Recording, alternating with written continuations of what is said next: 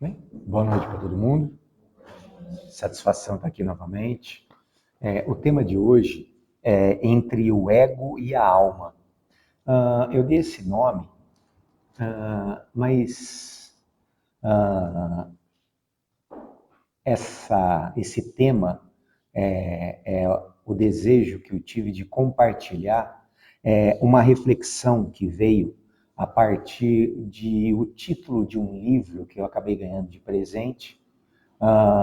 Esse livro é de um autor da minha área de trabalho, um psicanalista chamado George Forbes. O título do livro é Você Quer Aquilo que Você Deseja? É uma pergunta. Na hora que eu abri o pacote, eu vi esse título, ele me impactou bastante. E é muito interessante porque só a capa do livro já leva a gente a uma reflexão extremamente valorosa do ponto de vista mais profundo ou até mais elevado espiritualmente. Lendo o livro, ele tem um viés, obviamente, mais psicológico, de entendimento e de uma discriminação ou uma separação entre o desejo e a vontade.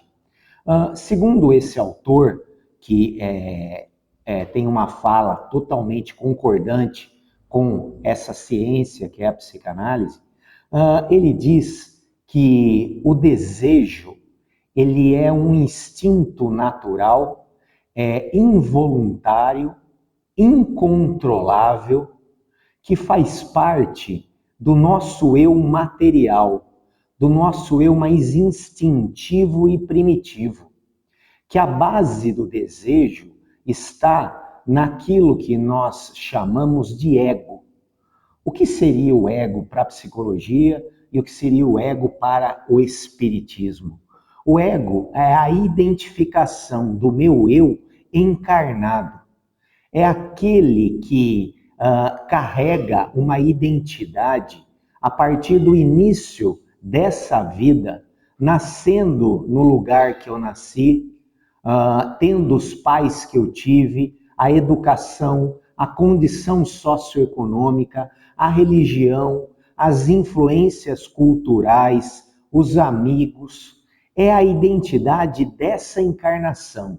Isso representa o ego. E o ego, por ser materializado, ele tem uma base fisiológica. Ele se localiza na minha mente material, que é ativada a partir de um processo biológico que vem desse órgão do nosso corpo, que é o nosso encéfalo ou o nosso cérebro. Olha que interessante. O ego material, identidade dessa encarnação, aonde eu habito um corpo de carne e osso, aonde eu tenho uma identidade temporária, ele está sujeito a desejar coisas. Já a alma, ela é algo acima do nosso eu dessa encarnação, desse ego. A nossa alma é o pedaço de Deus que nós somos, é a nossa identidade como ser eterno, é a centelha divina que caracteriza a gente, não num sentido pequeno e restrito desses 60, 70, 80 anos dessa encarnação, mas da nossa vida imortal, de todas as encarnações que a gente teve, em todos os reinos que a gente viveu e também vai viver posteriormente. E a nossa alma, ela é essa parte que tem uma conexão com a espiritualidade superior, com o Criador. A alma é um pedaço da criação e em si não deixa de ser criação. E a criação sendo um ato de amor do Criador, a minha alma em si, em essência, ela é amor e ela é criativa. Se o meu ego, essa parte pequena e restrita, identificada com o meu eu dessa encarnação, ela tem uma função de desejar. Entra, por favor.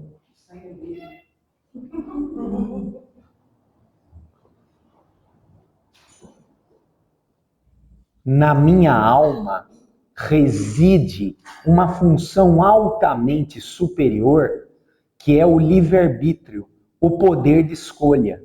É aonde existe o querer. O meu ego deseja, a minha alma quer. E o raio da capa do livro é extremamente instigante. Você quer aquilo que você deseja? Então, muitos desejos que vêm do meu ego podem não ser concordantes com aquilo que o meu eu verdadeiro, alma, consciência, através do livre-arbítrio, exerce esse poder de não querer. Como sempre, eu começo bem abstrato, não é verdade? Então, vamos tratar de uma questão mais prática. De repente, vocês costumam ir para Amparo? Amparo tem mais carro do que cabe na rua. O Netinho pode concordar comigo. Acha isso também, né? É. Amparo tem mais carro do que cabe na rua. Amparo tem muita gente em todo lugar que você vai. E aí eu moro em Amparo e estou já quase com 60 anos, usando o meu direito de ser mais implicante. Eu acho que Amparo já está cheio demais para o meu gosto. E aí eu começo a desejar ter uma chácara num lugar bem longe, aonde eu vou ter paz, silêncio e sossego. Esse desejo é um desejo do meu ego, a partir do incômodo que eu vivencio lá. Agora, eu quero aquilo que eu desejo? Essa é a questão. Eu desejei essa chácara, mas se eu levantar esse desejo para uma instância superior e usar nem o poder da minha alma, que é uma visão mais abrangente, num sentido de propósito de vida, de evolução e de aprendizado, mas só de racionalidade. Todo mundo fala que ter uma chácara é dois prazeres, quando você compra e quando você vende. Que nessa época do outono, é aquela época que, enquanto você era extremamente feliz pelas sombras das árvores, agora o inferno é rastelar tudo aquelas folhas. Que a piscina, que é aquela coisa maravilhosa que você sonha as crianças e você nadando todos os dias, é uma coisa verde, embolorada, que você gasta uma nota com cloro e com aquela redinha para ficar caçando as borboletas mortas que fica boiando ali em cima. Então, lá no fundo, eu não quero aquilo que eu desejo. Vocês estão entendendo? E na mesma sequência, a partir desse exemplo bem corriqueiro, existem outros. De repente, eu começo a desejar ter um iPhone 17. Que é um aparelho, hoje, na modernidade, extremamente necessário. Afinal, o telefone celular, ele engloba uma quantidade de necessidades da vida prática muito grande. Mas um telefone de 980 já faz o serviço completamente. E o iPhone 17 Pro Max, que tem a parte de trás laranja, ele custa R$ 17.800. E eu começo, porque as pessoas à minha volta têm, a desejar esse celular. Mas será que eu quero esse celular? E aí o meu livre-arbítrio começa a fazer uma análise. Não, na verdade, eu quero um telefone que funcione, tá certo? Pagar 17.800 é algo que vem do meu desejo, alimentado pelo ego dessa encarnação, aonde existe uma condição de comparação, e esse telefone caríssimo, que custa o preço de uma viagem, por exemplo, ele está mais baseado em eu me sentir, de alguma forma, concordante com a aprovação das outras pessoas que também têm essa marca, esse modelo, e gastam esse dinheiro com esse celular. E aí eu chego à conclusão que eu não quero aquilo que eu desejo. Mas eu, sem querer, andando pelo shopping, distraidamente, quando eu vejo, eu já estou na loja da Apple segurando um daquele, com uma pessoa do lado, falando que eu posso parcelar em 24 vezes ou oferecer o meu rim direito em forma de pagamento. Percebam, a questão do ego é o desejo do encarnado baseado numa questão de comparação, de aprovação, de querer somente aquilo que eu não tenho, e a partir do momento que eu já tenho, eu não desejo mais. E vou trazer outros exemplos rápidos. Por exemplo, inventaram uma coisa nova depois do Morango do Amor. Vocês ouviram falar de torta de pudim, não? Tá muito na moda isso. Vocês estão muito defasados. Torta de pudim é a última moda no mundo dos gordos, entendeu? Eu falo isso porque eu tenho espírito gordo. Aí lá na Doce Carlota tem uma torta de pudim assim, que é uma torta, e em cima da torta é um pudim de leite. Ela é feita para despertar o desejo, principalmente de quem tem os olhos maior que a boca, como eu, tá certo? E aí eu desejo aquela torta, mas eu não quero aquela torta porque foi um trabalho em meses de reeducação alimentar para poder chegar num peso onde a minha pressão arterial caísse de 17 para 12, que é uma coisa que não me causa um risco de morte. Entendam, nem sempre aquilo que eu desejo, eu quero. E essa que é a questão do ego e da alma. E num exemplo até mais drástico, peço licença para trazer esse exemplo aqui numa casa espírita. Eu sou casado, amo a minha esposa, sou muito feliz. Mas de repente a minha vizinha, ela se encontra comigo, eu saindo do trabalho, ela indo para a academia, com aquelas roupas de ginástica da atualidade, e de repente brota do meu ego humano, às vezes, um olhar de desejo sobre a questão física e carnal da pessoa que mora aí do lado da minha casa. Eu posso até desejar, porque o desejo está dentro do incontrolável, mas eu nunca vou querer nada, porque como alma eu tenho o poder do livre-arbítrio de não ceder a todo desejo que aparece, porque eu sei o custo que isso vai me causar. Então a questão do querer e do desejo, ela estabelece uma clareza muito grande da ação da alma humana e da relação que ela tem de subjugação do ego. E são oportunidades como essa que a gente tem de conversar, que nos alertam desse mecanismo para que eu possa me apropriar desse poder.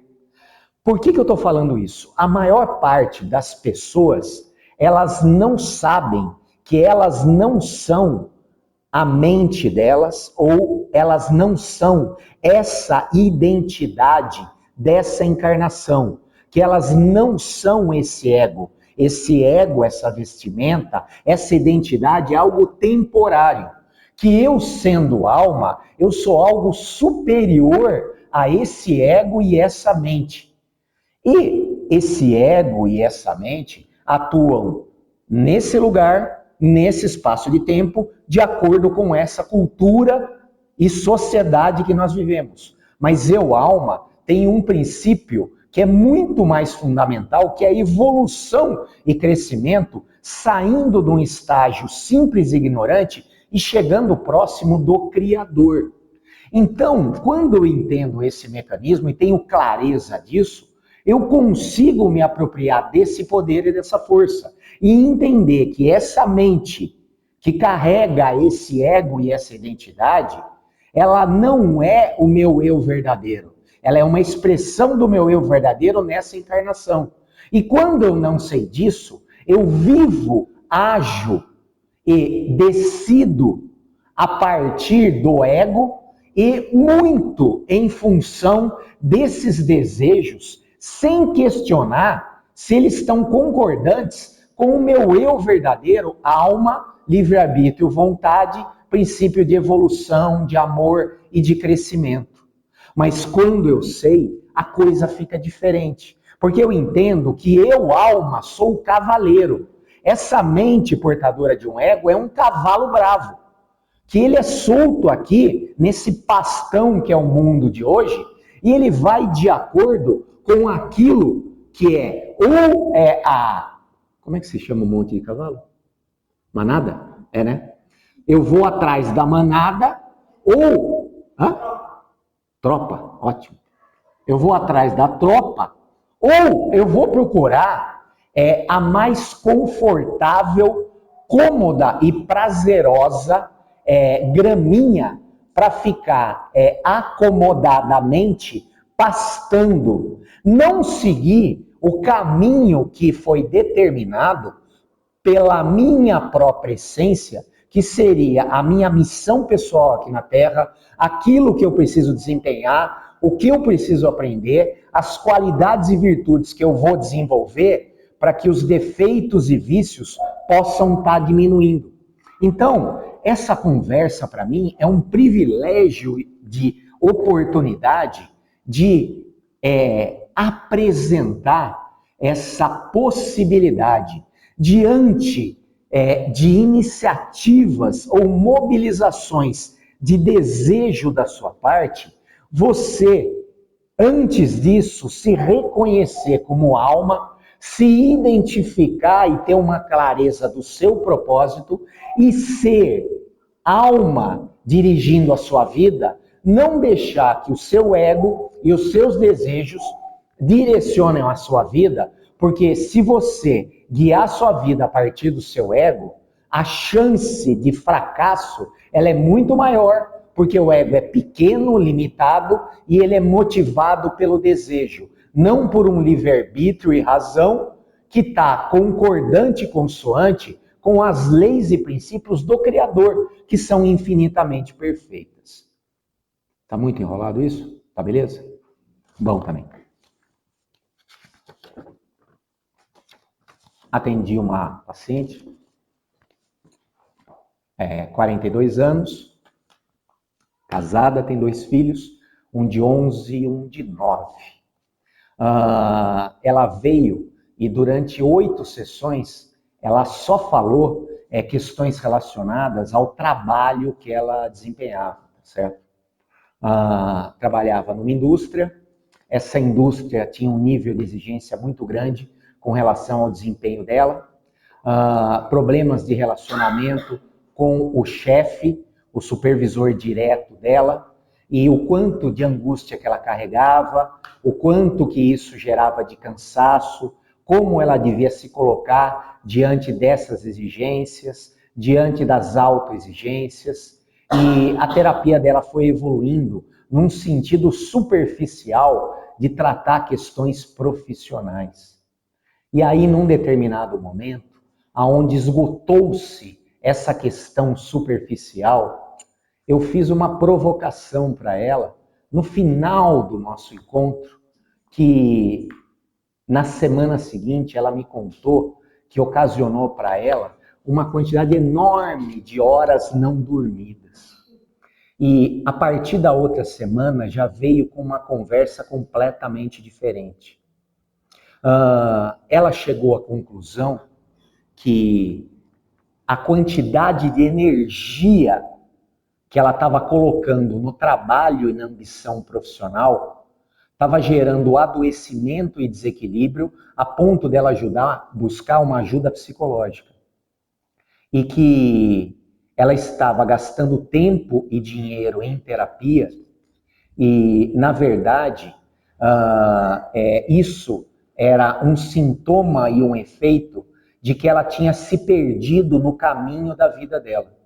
A realização profissional dela, como ser humano, nem como mulher, é uma coisa extremamente importante e é uma parte muito valiosa, porque é a afirmação e exercício de qualidades e virtudes que, exercitadas no mundo material, também vão reverter em evolução nas questões espirituais. Porém, ela estava dedicando um nível de importância, de valor exclusivamente ao trabalho e relegando o casamento dela, relegando o cuidado dos 2 meninos e dos filhos, sendo que o filho menor ele estava apresentando problemas de saúde que demandavam uma atenção da parte dela e ela, por se dedicar exclusivamente ao trabalho, deixava tudo ao cargo do marido e da própria mãe.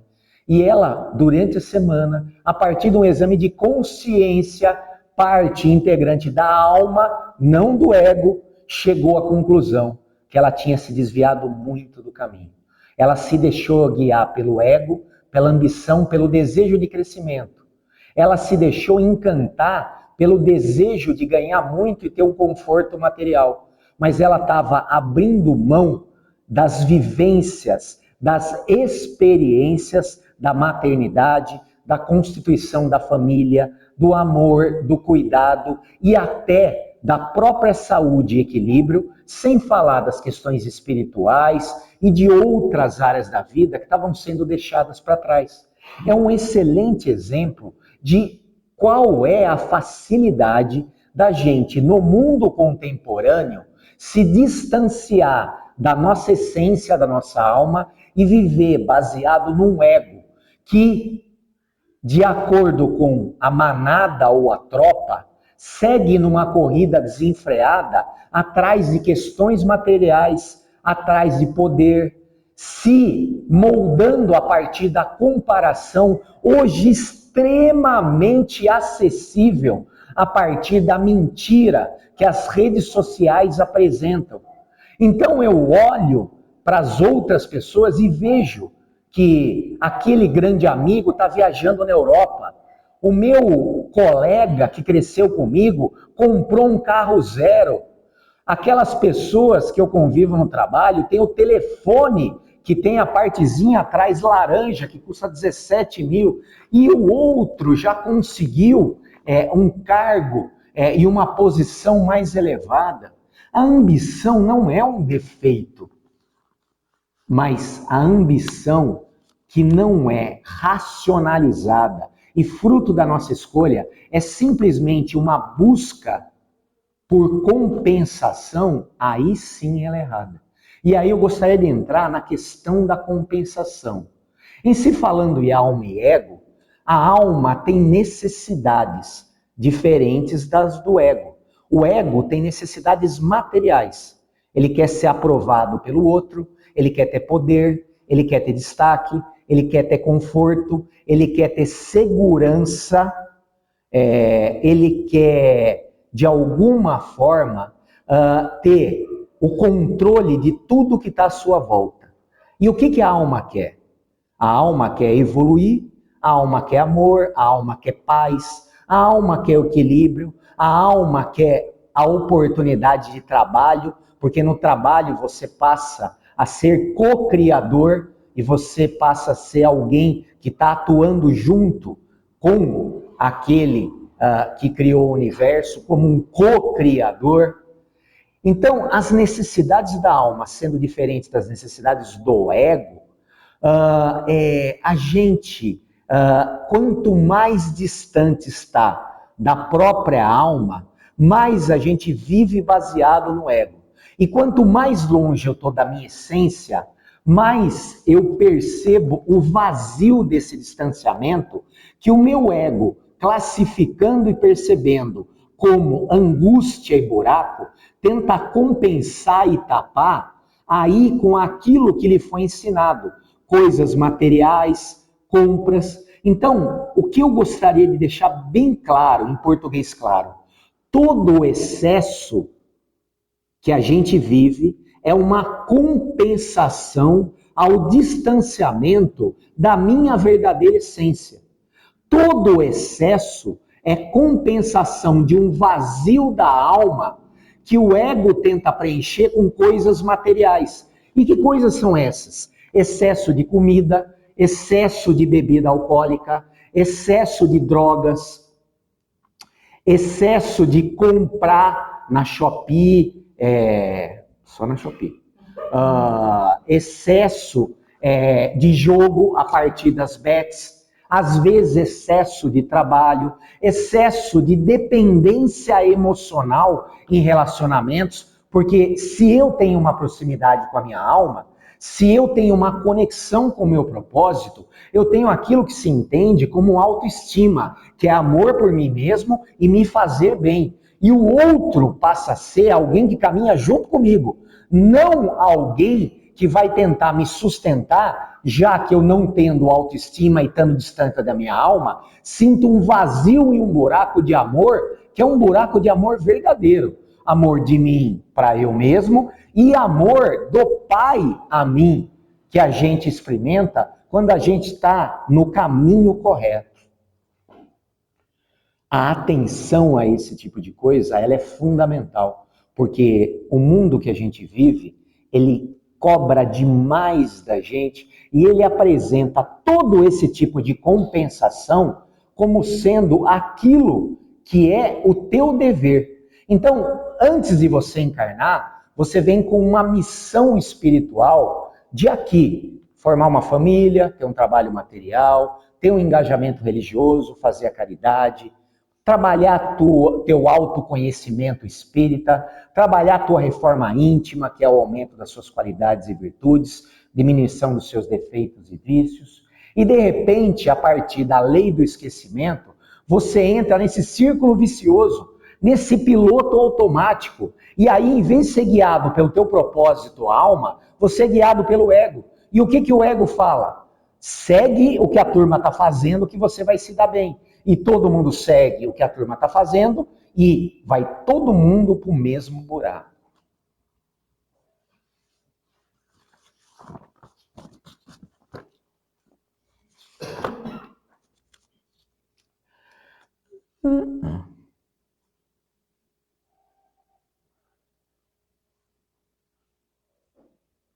A alma quer, o ego deseja. A alma quer um sentido de propósito e o cumprimento da sua missão. O ego, ele quer se sentir seguro e confortável. E para isso, ele vai se utilizar daquilo que ensinaram ele aqui nessa encarnação, que é o mais conveniente. A alma quer paz, o ego quer dinheiro. A alma quer amor, o ego quer um apego, aonde eu vou ter uma suposta segurança, que a gente sabe que é mentira. A alma quer um propósito, o ego ele quer uma sensação de valor a partir do poder e do acúmulo de bens materiais. A alma quer se sentir equilibrada, o ego quer uma sensação de segurança, comprando coisas que supostamente vão trazer essa segurança. O entendimento disso, ele deveria ter o poder de pautar as suas escolhas e fazer você se apropriar um pouco mais da sua vida. Acabando meu tempo, eu preciso terminar. Eu trouxe para vocês aqui uma receitinha de bolo, porque quando você se pegar contaminado por algum tipo de desejo muito intenso, você vai fazer 4 perguntas. Depois, se vocês quiserem, eu passo e aí vocês compartilham no grupo do centro. A primeira pergunta tem o objetivo de estabelecer uma comparação. Esse desejo, ele nasceu de uma necessidade minha ou ele é fruto da comparação e da sensação de inferioridade, porque alguém tem isso e eu não tenho? Se a resposta for sim, eu não desejo isso. Isso não está concordante com a minha alma. Isso é algo que me foi embutido por contaminação. Eu não quero esse desejo. A segunda pergunta diz respeito à durabilidade. Se eu comprar ou conquistar isso, a satisfação tende a durar ou tende a pedir rapidamente uma outra conquista? Eu comprei, a hora que eu comprei, o desejo morreu, porque a gente só deseja o que não tem, a partir do momento que eu tenho, eu já não desejo mais. E se é para saciar esse desejo que nunca vai ser preenchido, afinal o buraco é na alma, não é no ego, eu vou continuar desejando incansavelmente e ser um eterno insatisfeito com as coisas que eu tenho. Então, se eu quero um carro, eu comprei o carro, depois de uma semana, aquilo já não me traz mais prazer, é porque não é o meu querer, é só um desejo. A terceira pergunta diz respeito ao silêncio. Se eu imaginar esse desejo realizado em completo silêncio, sem ninguém para testemunhar, ele ainda é importante para mim? Olha que interessante isso. Eu desejo isso para mim ou para mostrar para as outras pessoas? Excelente pergunta. E por último, a coerência. Esse desejo me aproxima de quem eu realmente sou, da minha alma, ou me afasta daquilo que é o meu progresso espiritual? Essas são perguntas importantes para pautar as nossas escolhas. E elas valem em todos os sentidos. Até uma escolha profissional, a escolha de uma faculdade, a compra de um bem material, a busca por um tipo de cargo, a busca por uma colocação de destaque em determinado lugar. Qualquer iniciativa que ela brota como um desejo de dentro de você, pode ser submetida a essas perguntas que vão provocar uma reflexão e vão aproximar esse desejo da tua alma para ver se realmente você quer aquilo que você deseja ou simplesmente eu estou seguindo o fluxo daquilo que está sendo vivido nessa encarnação. A nossa sociedade de consumo, ela é uma máquina que tem que girar. Então ela se aproveita te alienando de você mesmo para que você se sinta o mais vazio e fútil, para que cada vez você queira mais coisas, porque quanto mais você comprar, mais vão ter que produzir e mais endividado você vai estar, com mais necessidade de trabalhar para produzir coisas e alimentar essa grande máquina. Isso é importante no mundo material? Sim, mas não é tudo. O trabalho daquela minha paciente é importante? Sim, fundamental. Mas o trabalho corresponde a 8 horas de segunda a sexta, não a vida dela inteira e o esquecimento e perda daquilo que seria o propósito dessa encarnação, que é o autoaprimoramento a partir do autoconhecimento e a reforma íntima.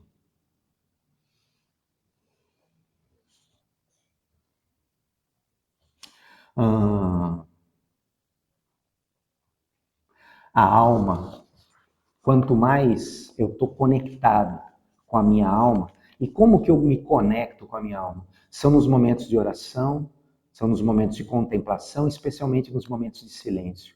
A gente vive uma vida frenética e corrida, a gente preenche cada minuto com o celular na mão, a gente não consegue ficar sem algum tipo de ruído exterior e a gente sente falta de ouvir os próprios pensamentos, sentir os próprios sentimentos.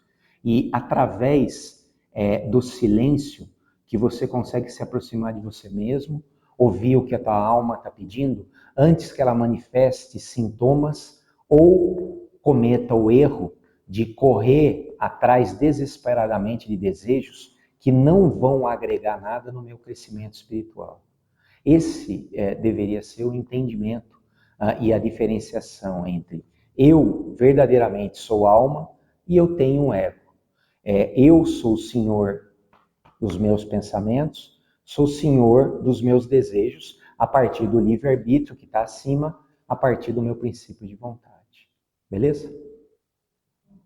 Beleza. Hora do marketing agora? Pode? Merchandise. Mais recente livro, A Dimensão Invisível da Cura. A importância da espiritualidade no equilíbrio da vida com saúde. Eu escrevi nesse livro a minha experiência como psicólogo, experiência de vida, onde a espiritualidade esteve presente comigo e com os pacientes. Qual é a ligação entre a saúde mental, a saúde física e a doutrina espírita? É um livro que fala de psicologia, de kardecismo e também ele tem ótimas pitadas de neurociência, porque essa ciência nova explica muita coisa que a gente sente, que a gente faz, porque a base do nosso ego e pensamento está aqui nesse órgão. É um livro que tem muitos casos, é um livro leve, gostoso de ler, mas com bastante informação e referência. A renda desse livro é totalmente revertida para o projeto Saúde Mental na Escola. Quem tiver interesse, no final está aqui com Pix, valor R$ 37. Muito obrigado pela propaganda.